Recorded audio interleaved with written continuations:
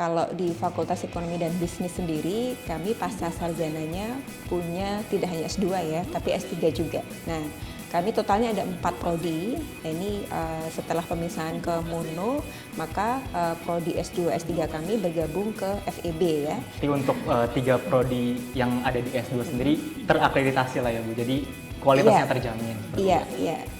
Baik sekali untuk yang Maksi dan MM, sedangkan yang ME sementara masih baik, tapi tahun ini kami sangat optimis akan meraih baik sekali. Kami masih memberi kesempatan ya, maksudnya masih membuka gelombang kedua ini, terutama untuk yang S2 nih. Nah, kalau yang S3, nah ini juga cepet-cepet juga nih, kami masih, kuotanya masih ada. Nah, tapi untuk yang S3 kuotanya kayaknya tinggal kurang dari 10 deh.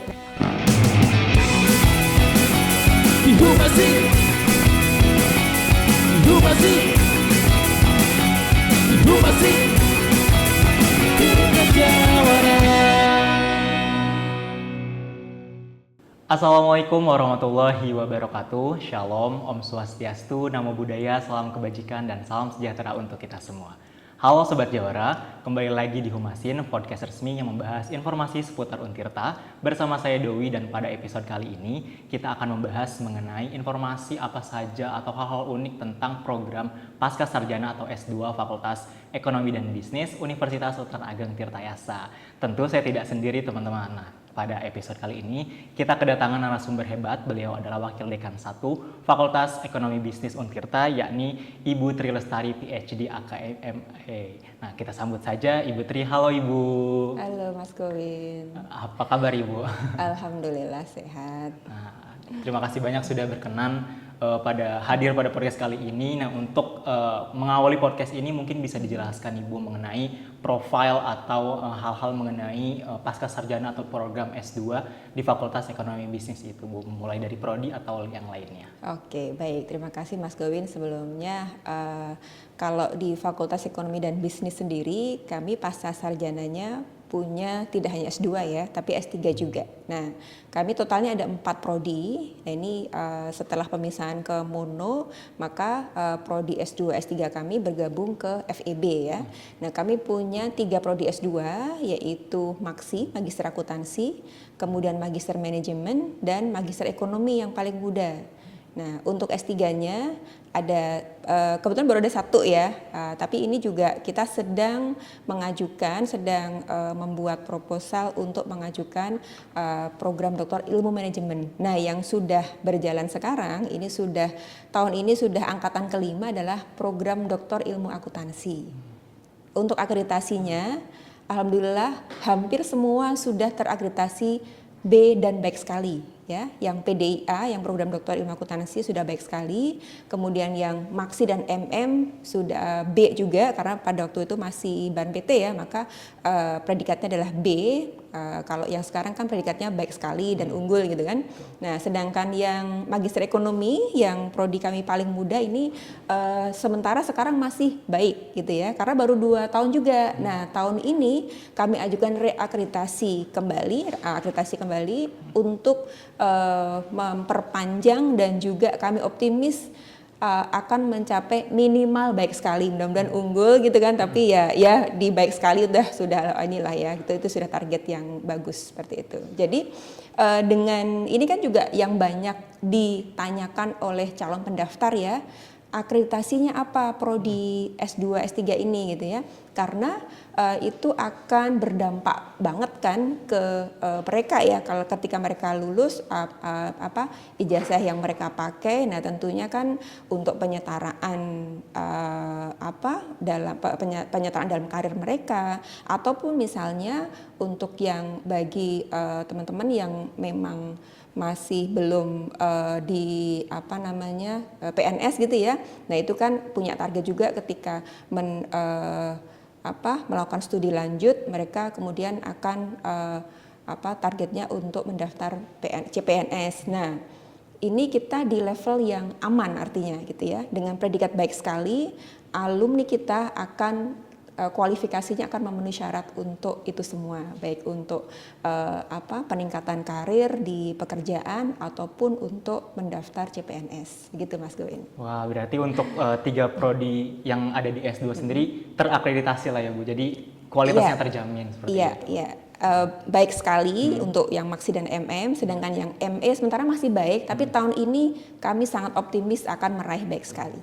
Oke, baik. Nah, Ibu, biasanya yang sering banyak ditanyakan oleh Sobat Jawara yang ingin mendaftar nih mengenai keunggulan yang ada di program Pascasarjana atau S2 di FEB ini. Mungkin bisa dijelaskan Bu dari tenaga kependidikan, kurikulum, atau fasilitas yang ada. Gitu. Oke, baik. Saya mulai dari tenaga pengajar dulu ya. Nah, staf pengajar kami kami punya untuk yang 7 guru besar, 7 guru besar, kemudian staf pengajar yang lainnya sudah doktor semua, gitu ya, sudah S3 semua, dan itu semua lulusan dari minimal dari program doktor dari kampus besar, dan kami juga punya beberapa lulusan dari luar negeri. Seperti bisa saya sebut, kami punya doktor lulusan dari Leicester, Inggris, kemudian beberapa, kalau nggak salah 3 ya, lulusan dari Jepang, termasuk salah satunya saya, kemudian dari dari Malaysia, seperti itu, nah dan beberapa juga yang lain.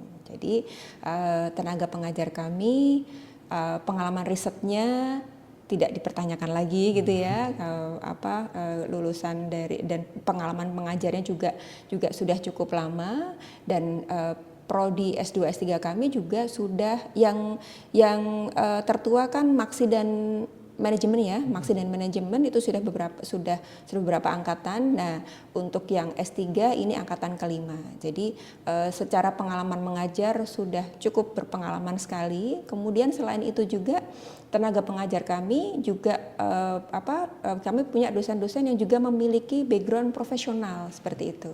Jadi ada yang beberapa dosen kami juga sebagai praktisi, sebagai akuntan profesional, memiliki sebagai auditor pun juga memiliki kantor akuntan publik. Kemudian ada juga dosen kami yang juga menjadi CEO ataupun CFO di perusahaan dan pengalaman profesional yang lain. Seperti itu Mas Gowin. Oke, berarti untuk tenaga pengajar sudah sangat terjamin lah ya Bu untuk. Insya Allah. Ya. Nah, untuk kurikulum sendiri bagaimana? Oke, untuk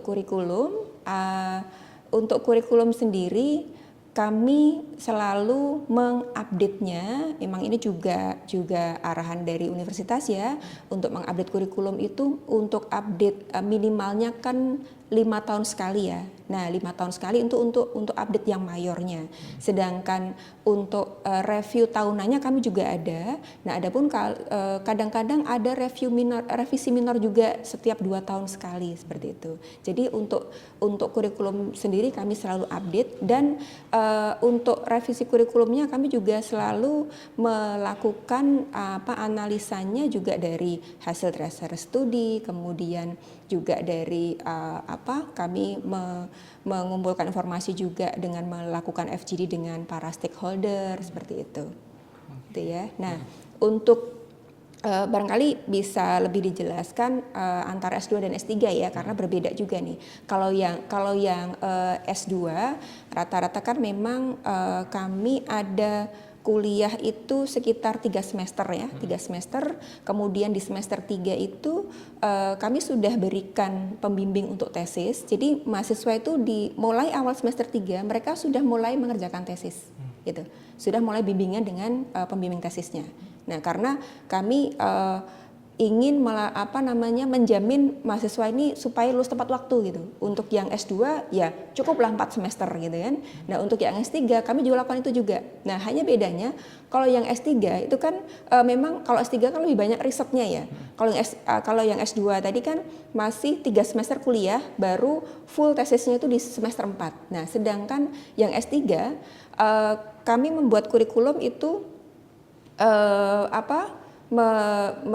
memetakan mahasiswa itu bisa lulus di semester 6 gitu. Jadi cukup 3 tahun gitu ya. Dan itu sudah terbukti. PDIA kami sudah meluluskan satu mahasiswa yang lulus tepat waktu di semester kemarin ya, lulus tepat waktu 6 semester, 3 tahun pas, dan dengan output publikasi yang luar biasa banyak gitu ya. Itu kebetulan beliau memang dosen juga ya, jadi memang sudah produktif publikasi sebelum kuliah dan selama kuliah, sambil kita push lagi dengan kurikulum yang kita petakan untuk menjadikan mahasiswa itu bisa lulus tepat waktu. Berarti untuk para pendaftar nggak usah khawatir lagi ya untuk masalah kurikulum. Nah biasanya nih Sobat Jawara yang mau daftar banyak banget Ibu yang nanya terkait fasilitas. Biasanya pertanyaan ke kita nyampainya kuliahnya di Pakopaten atau di Senang Sari Min, atau online atau offline nanti kebanyakannya, itu bagaimana Bu? Iya, memang ada plus minusnya ya. Kalau kita katakan kuliahnya di Sindang Sari, kadang banyak juga yang komplain, aduh jauh gitu ya. Tapi kita kan ingin memberikan yang terbaik buat mahasiswa ya. Kalau fasilitas kami fasilitas Untirta yang baik, ya maksudnya yang cukup lengkap dan representatif itu kan memang di Sindang Sari seperti itu. Nah, memang untuk semester ini kami usahakan kuliah semua di Sindang Sari seperti itu, karena juga sekarang plotting tempatnya kan juga untuk FEB sendiri kami mendapatkannya di Sindang Sari. Jadi untuk pasca sarjana sendiri, untuk S2 dan S3 perkuliahannya di Sindang Sari. Tapi jangan khawatir juga, karena saya ambil contoh untuk yang S3 ya, untuk yang S3.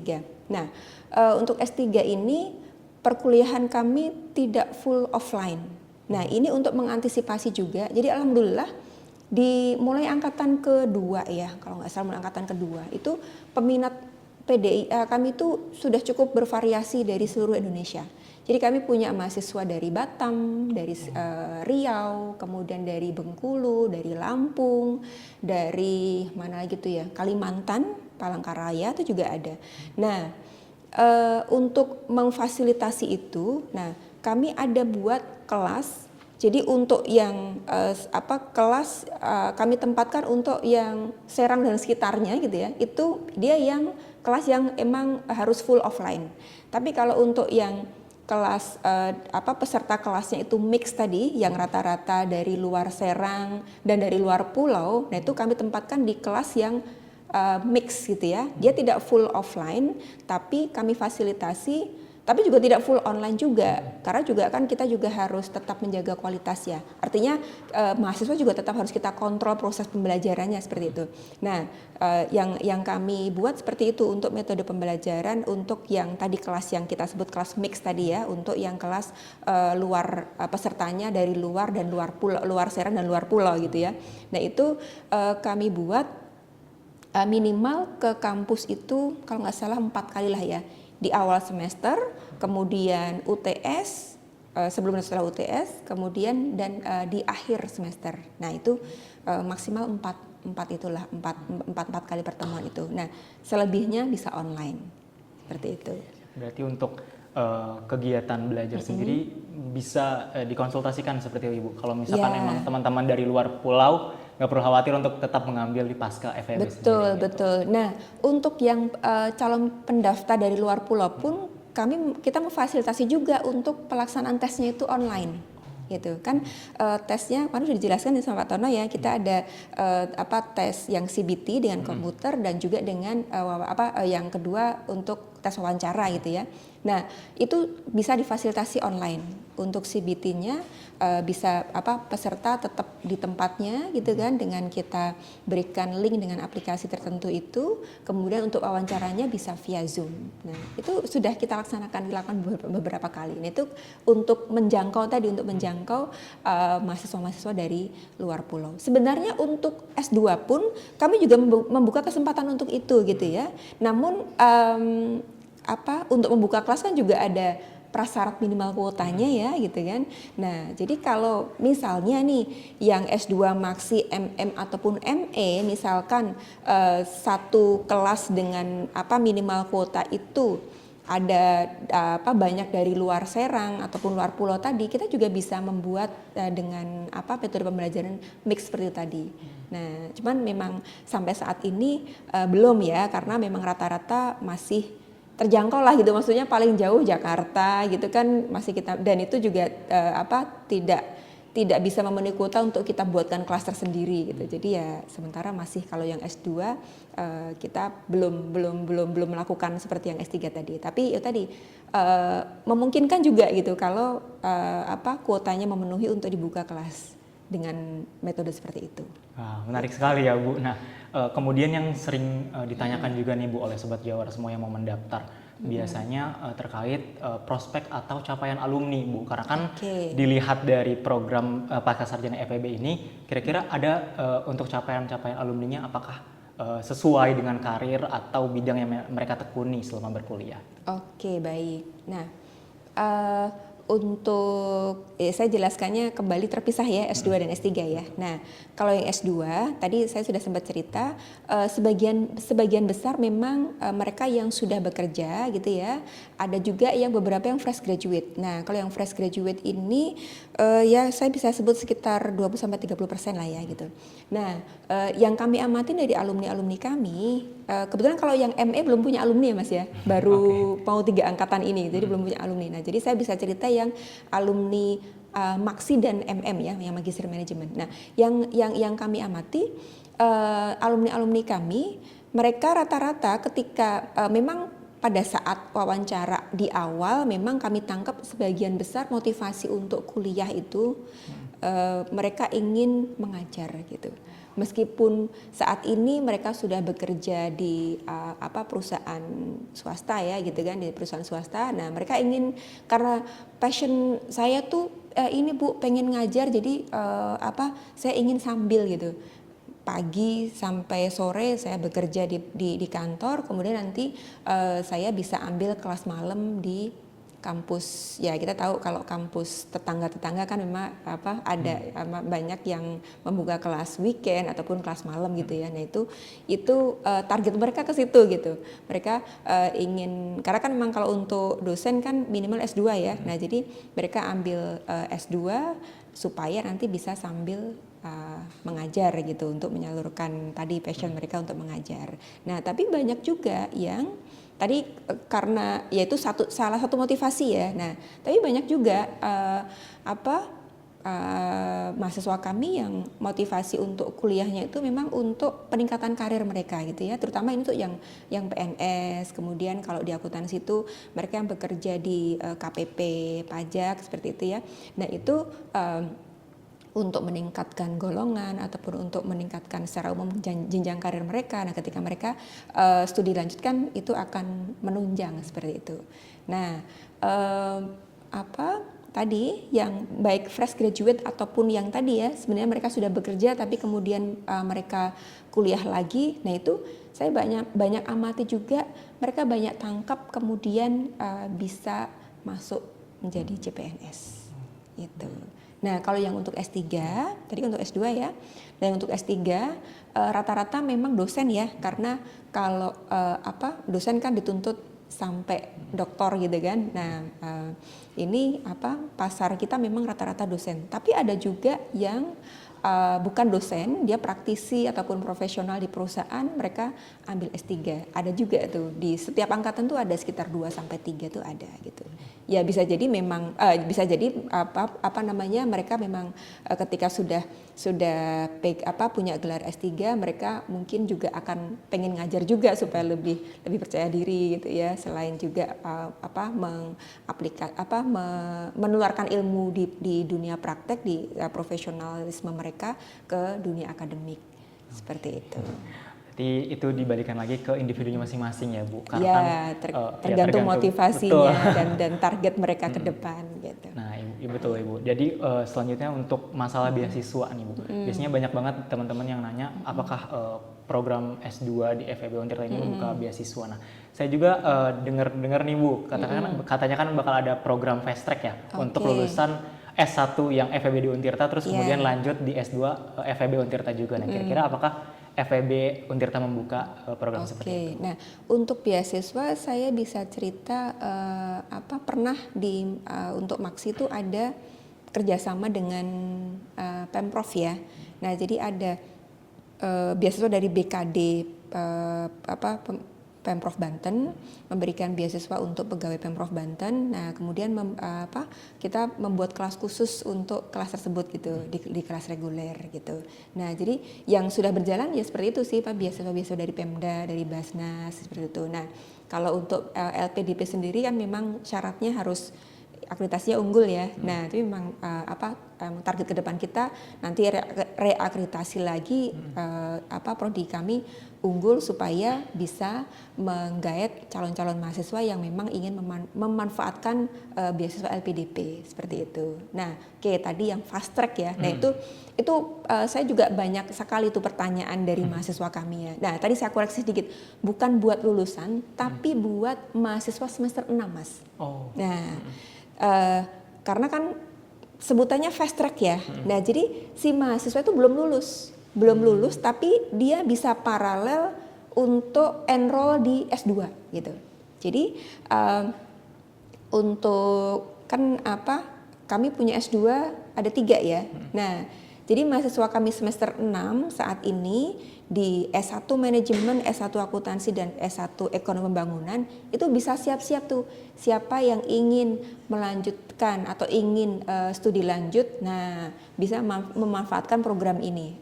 Tapi agak sabar sebentar ya, kita masih tunggu form di publishnya panduan, nah baru saya bisa sosialisasi lebih lanjut dari untuk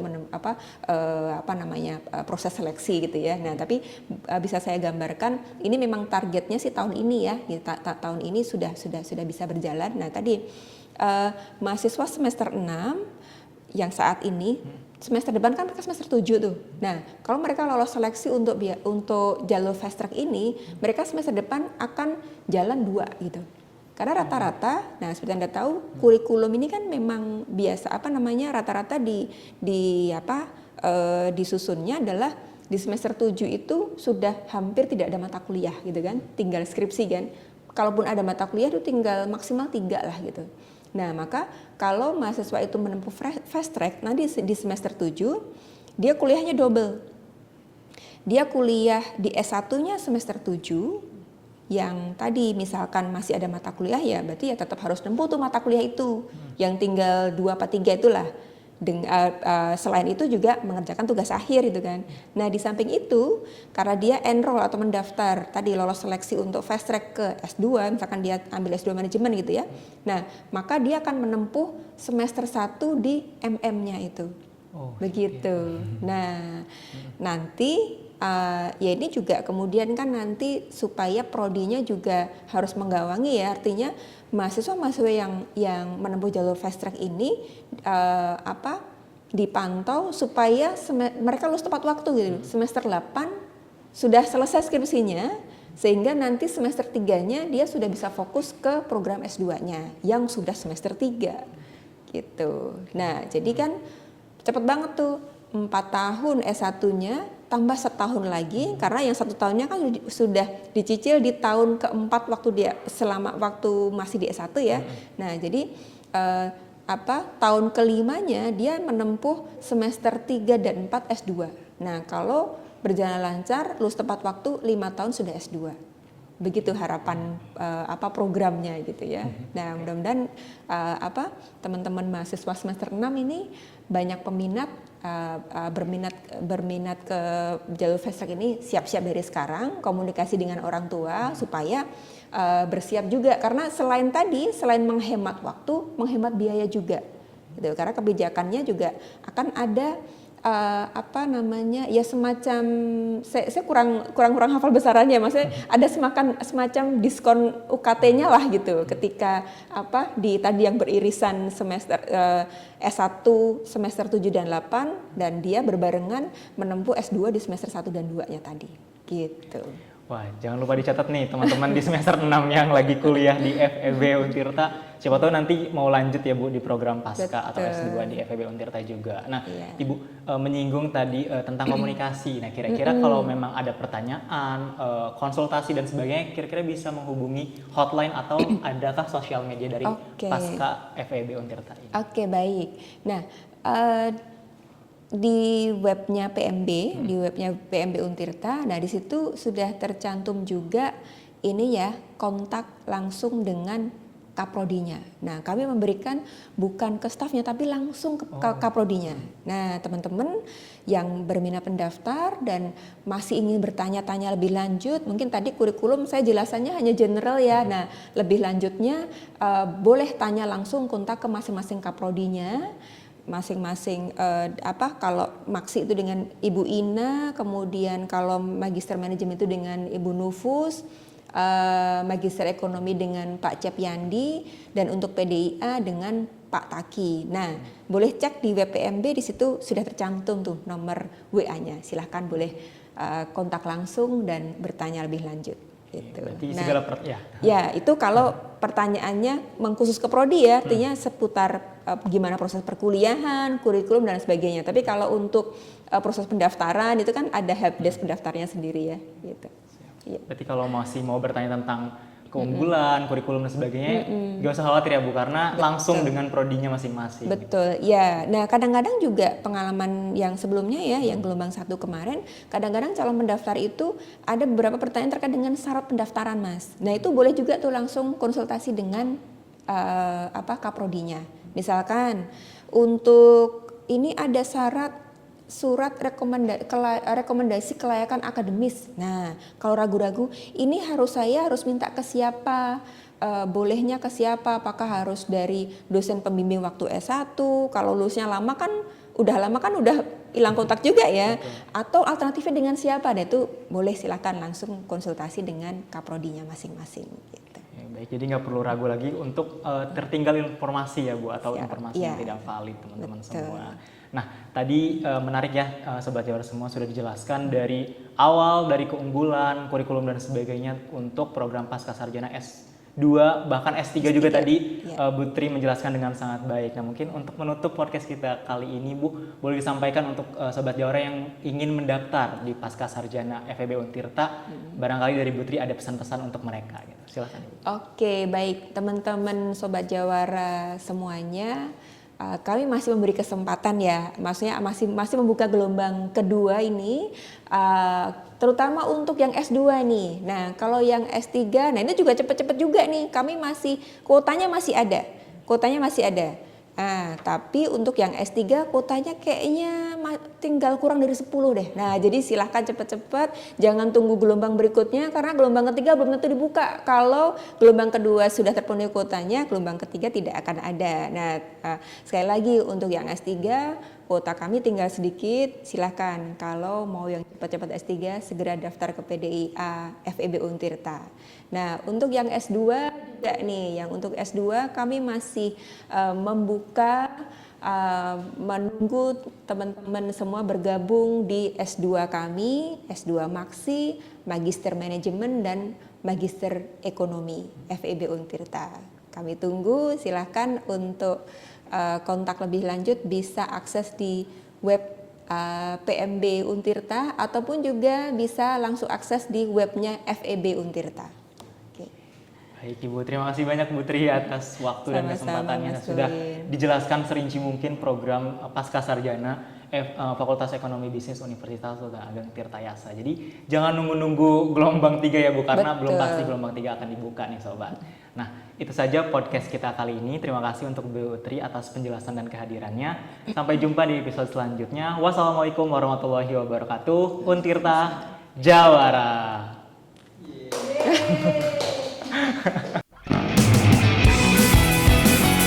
Ibu